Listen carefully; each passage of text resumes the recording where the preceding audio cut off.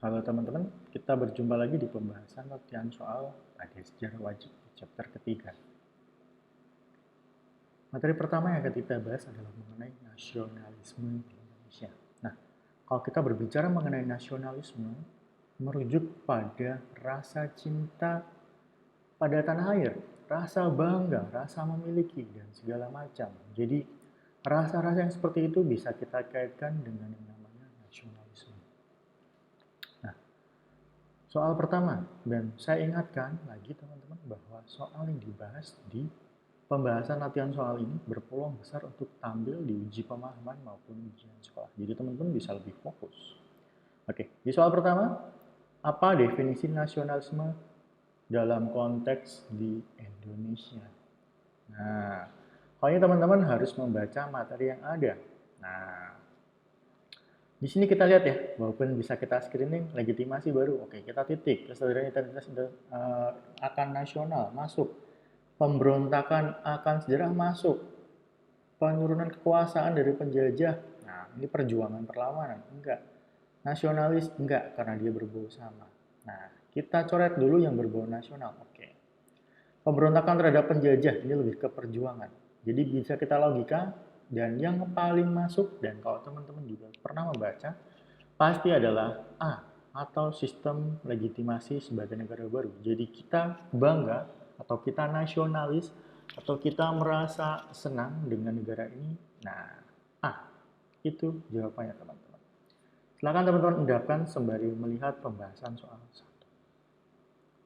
Kemudian di soal nomor 5, teman-teman, organisasi yang tidak dianggap partai politik apa sih? Nah, teman-teman, kita lihat Budi Utomo, dia itu awalnya adalah organisasi untuk pelajar. Nah, tapi lama-kelamaan dia juga mencampuri urusan kemerdekaan. Oke? Syarikat Islam, semula ini dinamai dengan nama SDI ya, atau Syarikat Dagang Islam. Jadi tujuan utamanya adalah berdagang. Jadi ini kita titik dulu. Jadi Spartit juga sama, dia mengakomodir pemuda yang ada di luar untuk urusan pendidikan. Nah, ujung-ujungnya juga politik teman-teman. PKI jelas, dia politik, ya, karena dia nama partai kan. PNI juga, jadi ini kita coret dan ini kita coret. Dan yang paling make sense yang masih di titik adalah B, Syarikat Islam. Jadi awal mulanya hingga dia bernama ini tujuannya sama teman-teman, bukan partai politik. Namun mereka adalah mengedepankan aspek ekonomi dan agama. Sebab itu teman-teman bisa lihat pembahasan soal kelima, dan silahkan teman-teman endapkan terlebih dahulu. Di soal nomor 15, ideologi mengutamakan kebebasan. Ingat ya, ideologi bermakna sebagai pandangan hidup, dasar hidup, bisa sebagai tujuan hidup, bermacam-macam. Nah, kebebasan apa sih? Nah, teman-teman kita lihat ya, bahwa komunisme itu mengekang, so pasti enggak. Nasionalisme cinta tanah air, berarti ketika kebebasanmu menentang, kehidupan bernegara tidak jadi bebas. Liberal, oke, kita titik dulu. Liberal itu artinya apapun selama kamu bebas berekspresi atau kamu bebas mengungkapkan pendapatmu ya, sebebas-bebasnya. Kalau demokrasi, ini lebih dari rakyat oleh rakyat untuk rakyat. Ketika kebebasanmu itu tidak sesuai dengan norma umum, itu tidak sesuai teman-teman.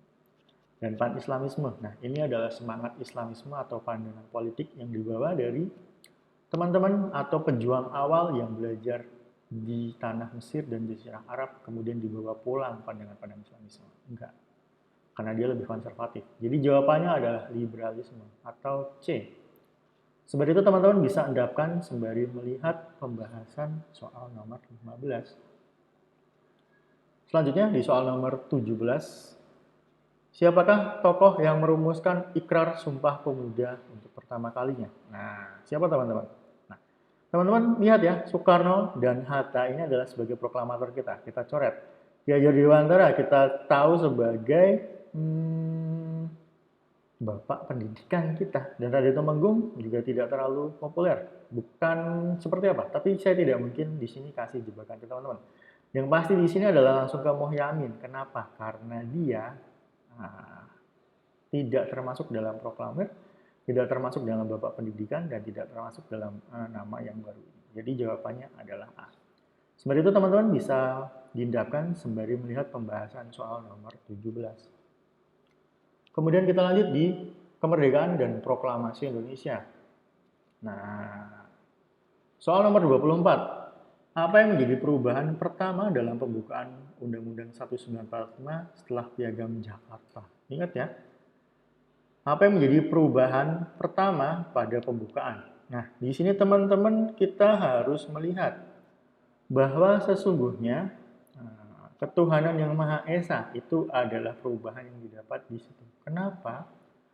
Karena waktu itu ketika masih di awal Piagam Jakarta itu nomor pertama silanya itu adalah mengedepankan syariat Islam. Nah, para penyusun Piagam Jakarta tuh pengen bahwa Piagam Jakarta tuh harusnya bisa mengayomi lebih luas seperti itu. Nah, tanpa babi bu lagi teman-teman, langsung jawabannya kita pilih di poin A pada nomor 24.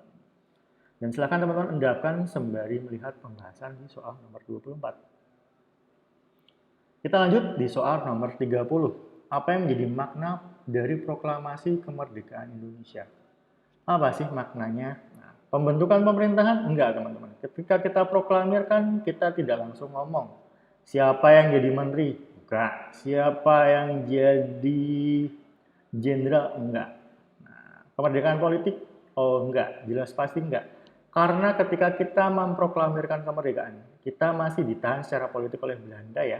Nah, habis ini teman-teman akan tahu perjanjian Rongroyen dan lain sebagainya. Lepasnya hak-hak kolonial. Nah, ini adalah yang paling make sense, teman-teman. Kenapa? Karena di sini Belanda kita sudah memproklamirkan, kita sudah menyatakan bahwa Belanda sudah tidak boleh cawe-cawe atau tidak boleh masuk lagi. Kedaulatan negara enggak, Belanda tidak mengakui dan beberapa negara juga enggak. Pembentukan undang-undang, nah ini jauh sebelum kita merdeka sudah ya. Tadi kita lihat Piagam Jakarta sudah masuk. Jadi Pancasila, kemudian Undang-Undang Dasar, kemudian baru Undang-Undang. Nah, jelas tidak. Jadi yang paling make sense ini adalah C, lepasnya hak-hak kolonial. Nah, sembari itu teman-teman endapkan sembari melihat pembahasan soal nomor 30. Kemudian selanjutnya di soal nomor 34. Departemen Kementerian yang pertama kali ya dibentuk setelah proklamasi. Apa sih? Nah, teman-teman tahu ketika negara itu merdeka, mereka butuh yang namanya perangkat-perangkat untuk menjalankan negara. Dan kita tahu saat ini bahwa di masa presiden yang sekarang ya, kita sebut Presiden Jokowi karena ini dibuat di tahun 2024, bahwa yang berhak untuk menunjuk PLT atau pelaksana tugas kepala daerah itu adalah Kemendagri. Nah, sama halnya ketika kita merdeka, pertama kali yang dibentuk adalah Kementerian Dalam Negeri. Kenapa? Karena negara ini butuh jalan, teman-teman. Butuh perangkat. Nah, atau butuh pamong. Jadi jawaban yang paling make sense adalah A, Kementerian Dalam Negeri. Baik, sembari itu teman-teman boleh diindahkan sembari melihat pembahasan soal nomor 34. Kemudian kita masuk di section selanjutnya, atau materi selanjutnya, perjuangan mempertahankan kemerdekaan. Nah, di soal nomor 47 ini, apa yang dikembalikan Kris kepada Belanda di konferensi meja bundar? Ingat teman-teman, ketika kita merdeka, negara Belanda tidak serta-merta mengakui kita, dan kita masih disandra secara politik. Makanya tadi kita bahas ya, kita tidak bebas secara politik. Nah, apa yang dikembalikan? Jelas, hak milik Belanda, tidak ada hak karena mereka menjajah. Wilayah Indonesia jelas kita nggak kembalikan, karena itu yang kita perjuangkan. Karis Dinanan Barat enggak, kita perjuangkan mati-matian. Nah, hutang, nah ini kita titik dulu teman-teman, karena ini abu-abu. Kemudian konsensi untuk perusahaan Belanda, enggak. Banyak perusahaan Belanda itu yang kita nasionalisasi, mulai dari pabrik obat tuh, Indofarma, jadi kita, Kimia Farma, apalagi BNI, dulu juga bukan, BRI dulu juga punya Belanda, kita nasionalisasi, so ini bukan. Jadi yang paling make sense karena ini titik abu-abu, maka ini. Nah, sebagai pengetahuan untuk teman-teman, bahwa ketika kita ada dalam KMB, Belanda mau mengakui kita dengan satu syarat. Syaratnya apa? Yakni hutang-hutang selama dari masa peralihannya dari penjajahan Jepang, Belanda kemudian mengakui kemerdekaan itu, semua hutangnya ditanggung oleh Indonesia. Begitu. Nah, teman-teman silahkan endapkan sembari melihat pembahasan soal nomor 47. Kemudian di soal nomor 48, apa sih yang menjadi fokus dari perundingan Renville? Nah, Renville. Nah, teman-teman tahu ya bahwa ketika kita merdeka, Belanda datang lagi ke Indonesia. Waktu itu dibantu juga dengan Inggris ya. Atau ketika kita belajar materi sejarah di SD, SMP, sering kita dengar kata memboncengi. Nah, terciptalah perjanjian Renville ini. Tujuannya ngapain sih? Nah, membagi wilayah Indonesia enggak, kita tidak mau membagi. Waktu itu kita perang. Nah, perang berarti ada di sini ya, kita titik. Ternyata Indonesia so pasti kita menyatukan. Terus ngapain kita perang kalau disatukan? Kan nggak make sense tuh. Masa Belanda ke sini, ayo bersatu tapi diajak perang? Enggak. Status Irian Barat enggak, kita perjuangkan teman-teman. Bukan di perjanjian ini, tapi di perjanjian KMP. Nah, pengakuan kedaulatan enggak, mereka enggak mengakui. Kalau mereka mengakui, enggak mungkin kita berunding. Nah, logikanya gitu ya. Nah, yang paling make sense di sini adalah gencatan senjata. Kenapa? Karena waktu itu kita berperang. Ya, kita ngelawan Belanda, ya kita ngelawan Inggris, biar mereka pergi. Nah, tapi mereka nggak mau, akhirnya kita bikin perjanjian Renville, yang kemudian disokong oleh KTN, atau Komisi Tiga Negara. Nah, nanti teman-teman akan belajar KTN tuh di materi. Oke, silahkan teman-teman endapkan sembari melihat pembahasan soal nomor 48. Kita lanjut di soal terakhir, di soal nomor 55, perundingan Linggarjati. Nah, Linggarjati, banyak banget ya tadi perjanjian semua.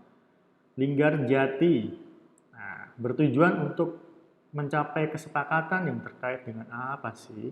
Nah, ingat teman-teman bahwa Linggarjati itu fokusnya adalah penyatuan antara Indonesia dan Belanda. Jadi ada Uni, Indo, dan Belanda. Nah, jadi Uni Indonesia Belanda. Nah, di sini teman-teman pasti langsung melihat unifikasi ya di sini. Nah, tapi kita lihat dulu pembagian. Pembagian yang seperti apa? Enggak. Karena waktu itu Belanda pengen Indonesia dan Belanda itu bersatu. Jadi nggak ada wilayah untuk Indonesia. So pasti ini bukan. Pengakuan Belanda terhadap wilayah Indonesia enggak. Kan mereka pengen kita itu menyerah kembali. Status Irian Barat jelas enggak. Karena kita memperjuangkan nggak mungkin ini dikasih serta-merta. Ini kita titik dulu yang gede. Tadi kita sempat coret-coret ya. Penyerahan kedaulatan Indonesia enggak. Mereka enggak serta-merta. Dan kita pun tidak akan menyerahkan kedaulatan. So, yang paling make sense adalah D. Uni Indonesia Belanda. Seperti itu teman-teman, silahkan dilihat pembahasan soal nomor 55 sebelum teman-teman mengendapkan. Dan teman-teman saya ucapkan terima kasih telah menyaksikan pembahasan latihan soal sejarah wajib di chapter 3. Semoga bermanfaat dan sampai jumpa lagi.